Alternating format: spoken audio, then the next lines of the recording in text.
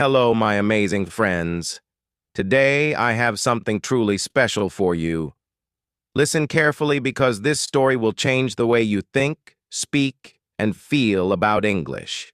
He is the finest psychologist the world has ever produced. He understood the human heart like no one else. You must have heard about Romeo and Juliet, Hamlet, Macbeth, and Othello.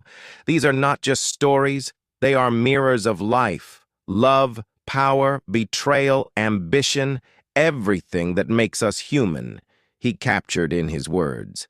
His influence is so great that English itself would not be the same without him. Many words, phrases, and ideas we use today came from his brilliant mind. But how did he become William Shakespeare, the greatest writer in history? He was not born into a rich or powerful family. He did not go to a grand university. Yet he became the most famous name in literature. So, if you are learning English today, if you struggle with words, if you wonder how to express yourself, this story is for you.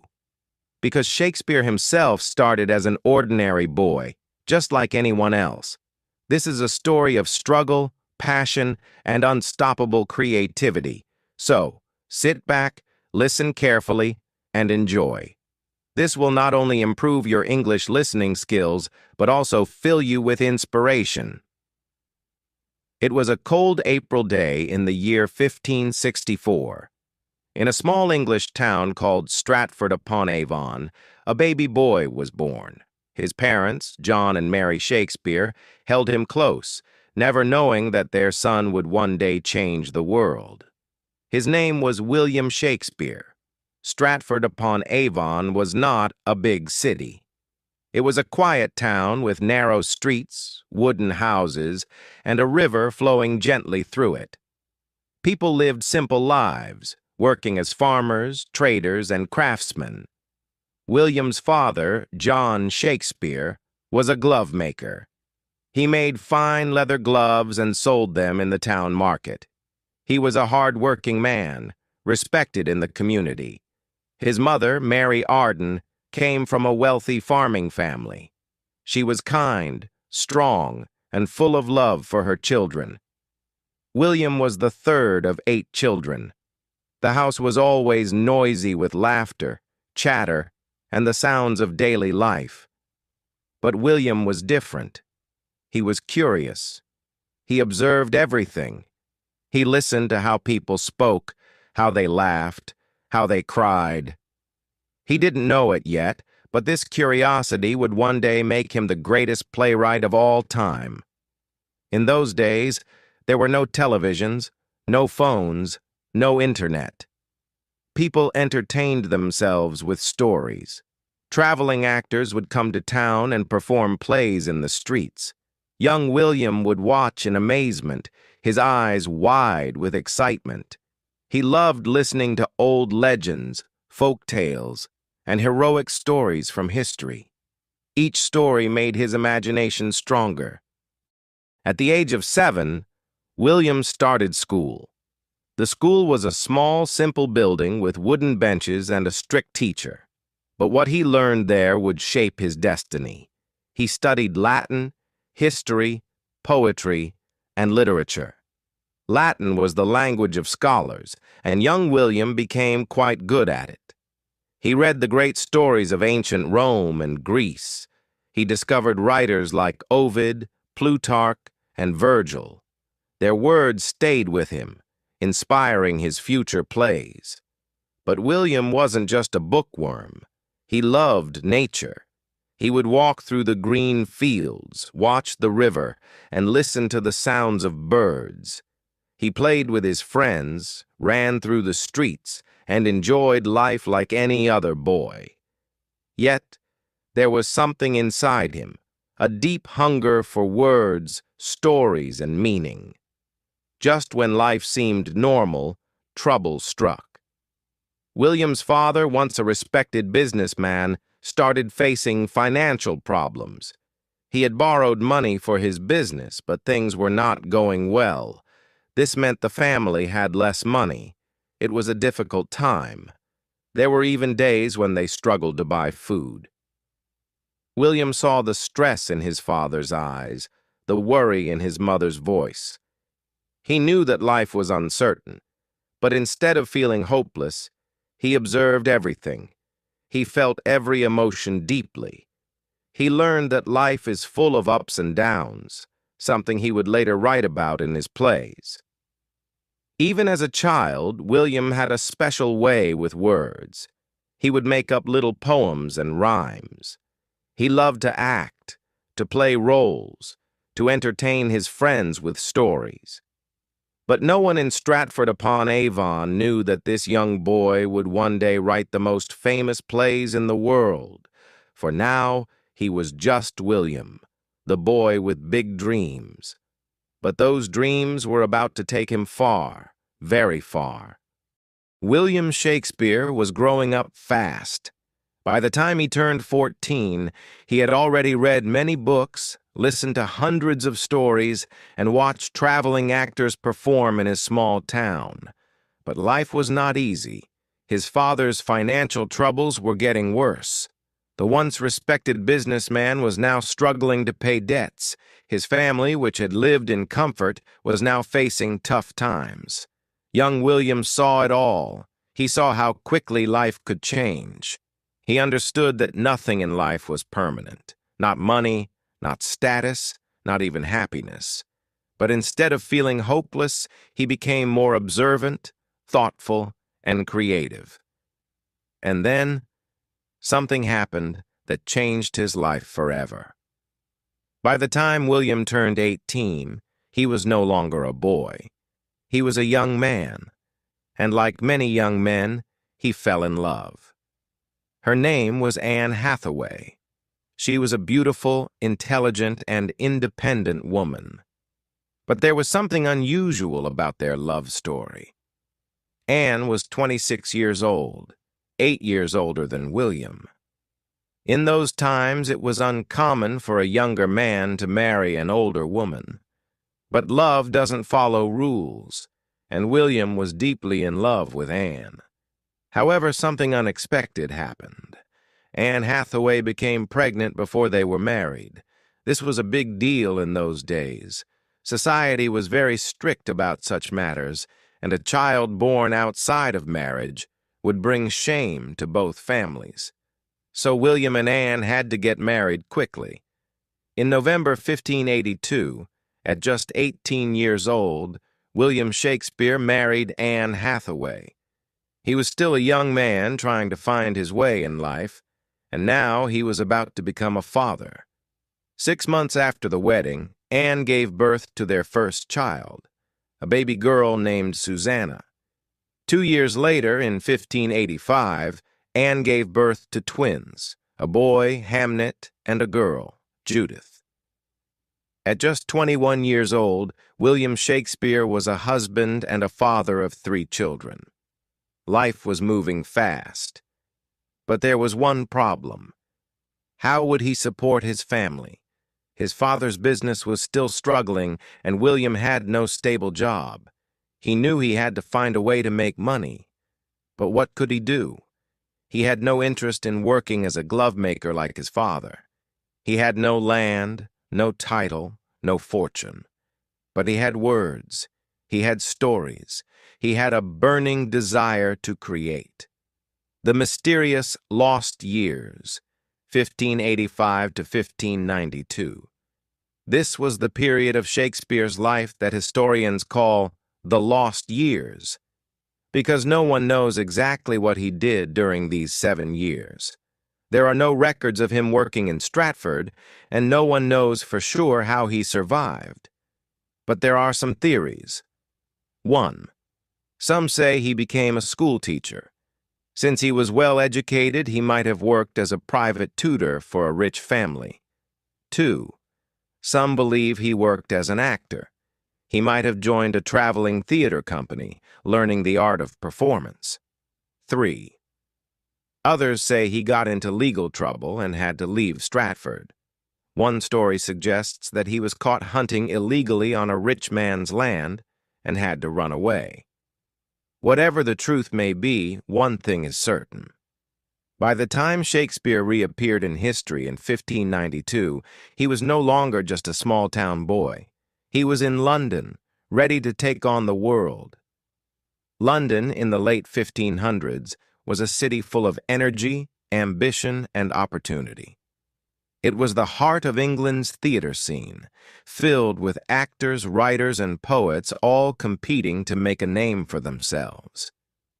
Shakespeare arrived in London with no money, no connections, and no experience. But he had something more powerful: talent, determination, and an unstoppable passion for storytelling. He began working as an actor in small theater groups. He studied everything: the way people spoke, how they moved, how they expressed emotions, and soon he started writing his own plays. At first, he wrote simple, entertaining plays to make people laugh. But as time passed, he realized he could do more. He could write plays that made people think, feel, and question life itself. By 1592, Shakespeare was becoming well known in London's theater world. But not everyone liked him. A famous playwright named Robert Greene insulted him in a letter, calling him an upstart crow, meaning a nobody who was trying to act like a great writer. But Shakespeare didn't let it stop him. Instead, he worked harder.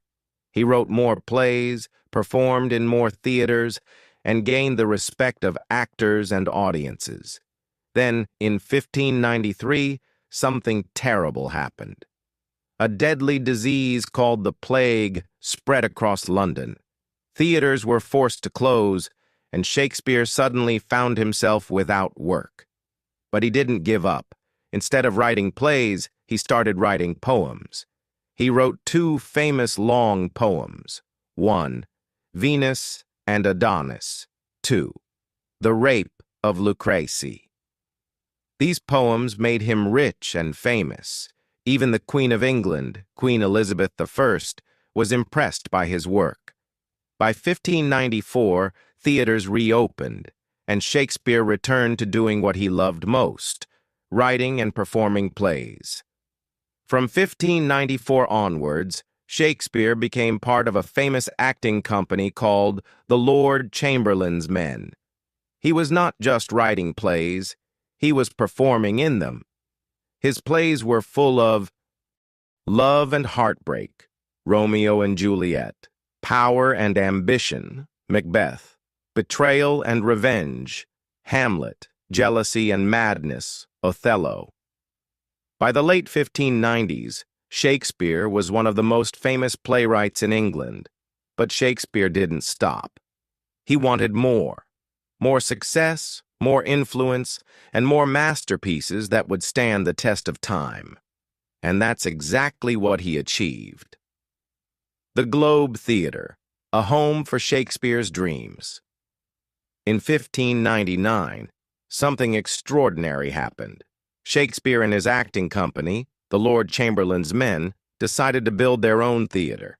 They named it the Globe Theatre. Imagine the scene: a massive circular theater with an open roof. Thousands of excited people rushing to get a seat.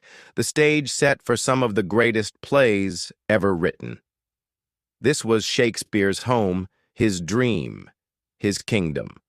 At the Globe, he performed his greatest works: Hamlet, a story about revenge, madness, and fate; Macbeth, a tale of power, ambition, and guilt; Othello, a tragic story of love and jealousy; Julius Caesar, a political drama full of betrayal.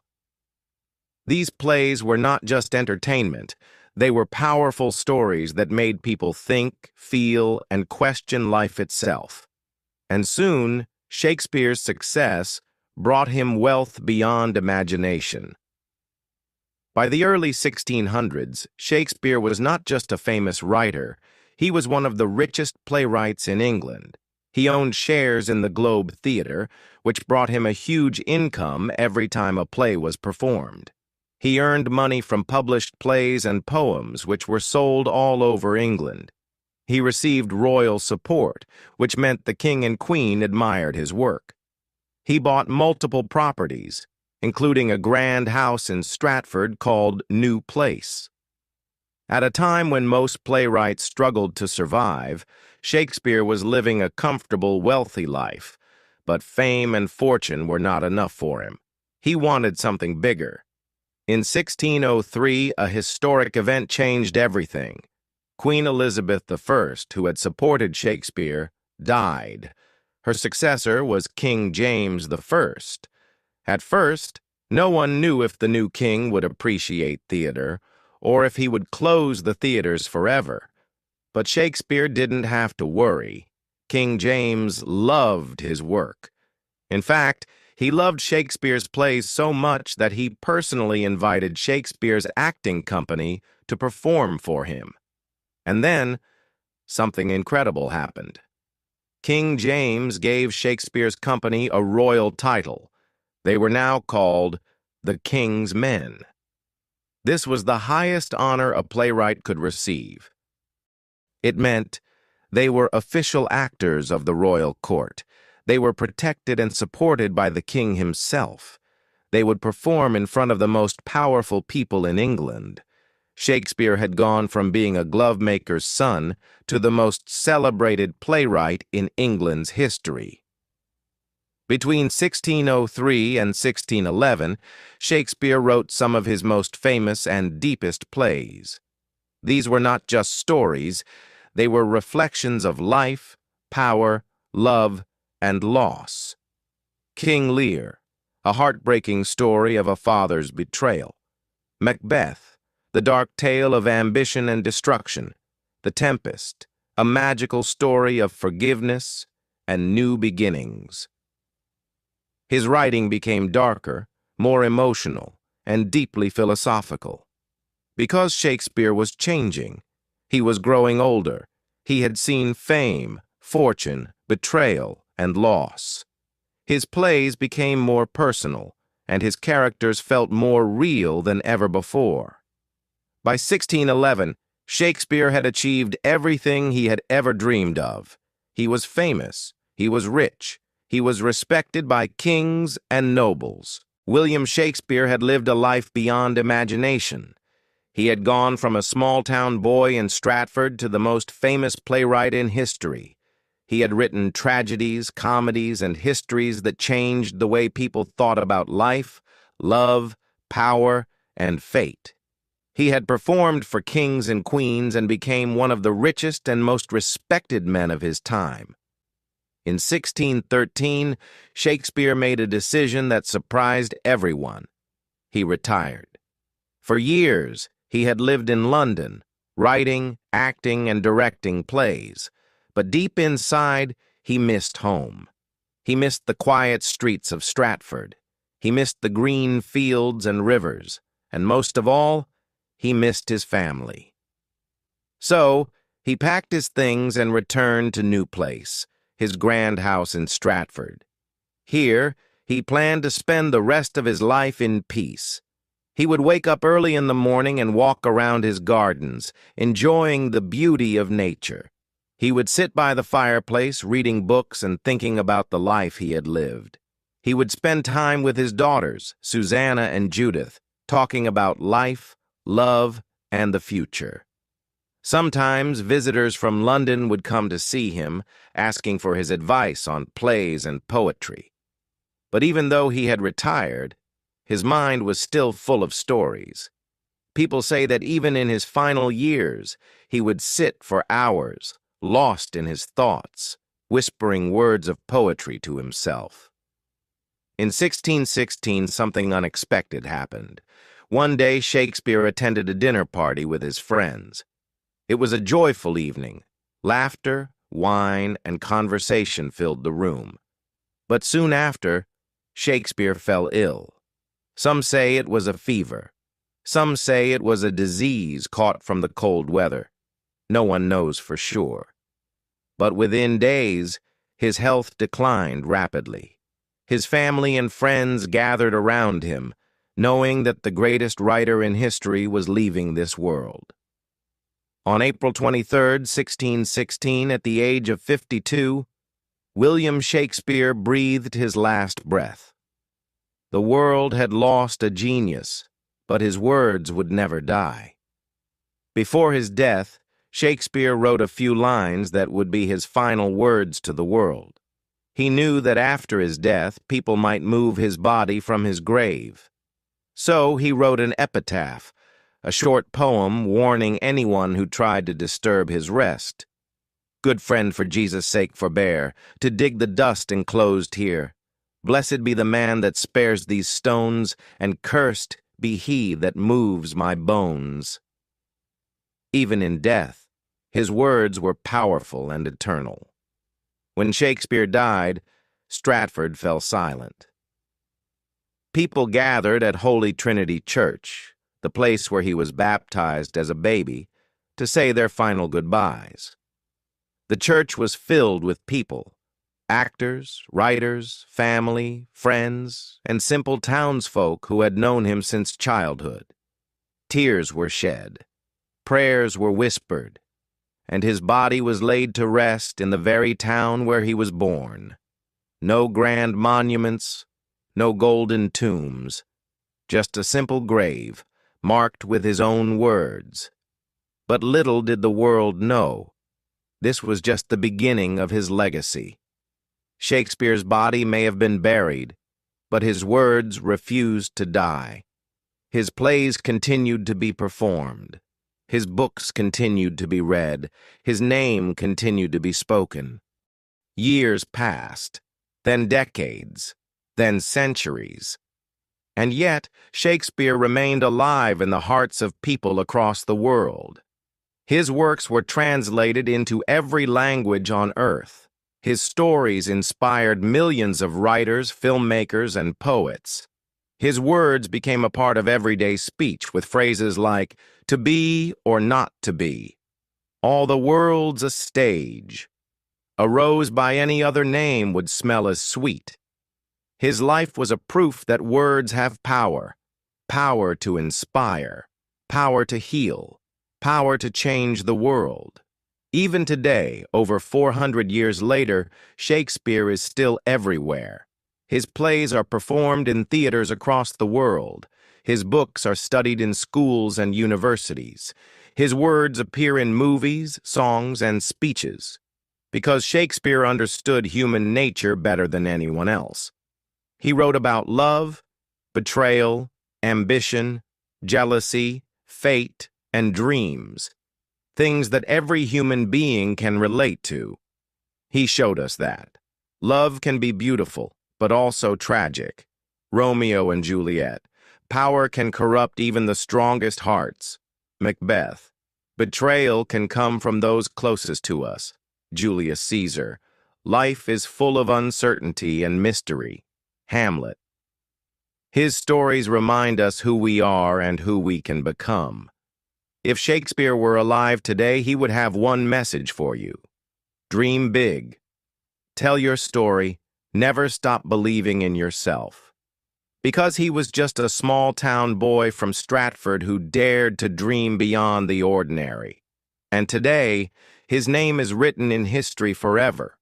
William Shakespeare's life may have ended, but his story will never end. And now, it is in your hands. His words are yours to read, to learn, and to share with the world. My amazing friends, you have a dream, right? Maybe you want to be a writer, an actor, a speaker, a leader, a creator, someone who leaves a mark on this world. But sometimes fear stops you. People doubt you. You feel like giving up. Let me tell you something powerful today. William Shakespeare was just like you. He was born in a small town. He had no rich family. He had no connections. No one believed he would be famous. But he had one thing, a dream. And that dream changed the world. Now it's your turn. You have a fire inside you. You have a story to tell. You have a voice that matters. Don't let fear stop you. Don't let people tell you you can't do it. Because the truth is, You can. You are stronger than you think. You are greater than you believe. You are one step away from changing your life forever. So, my friends, never stop chasing your dream. Start today. Work hard. Never give up. And one day, just like Shakespeare, your name will be remembered. Now, if this story inspired you even a little bit, then like this video so I know you felt the power of this message. Comment below. Tell me what's your dream. Let's inspire each other. Subscribe and hit the bell icon because we are on a journey of learning, growing, and becoming unstoppable together. My amazing friends, your future is waiting for you. Go and make history. And always remember, it is not in the stars to hold our destiny, but in ourselves. William Shakespeare. And maybe, just maybe, you are the next great storyteller the world is waiting for. See you in the next video. Stay inspired. Stay unstoppable.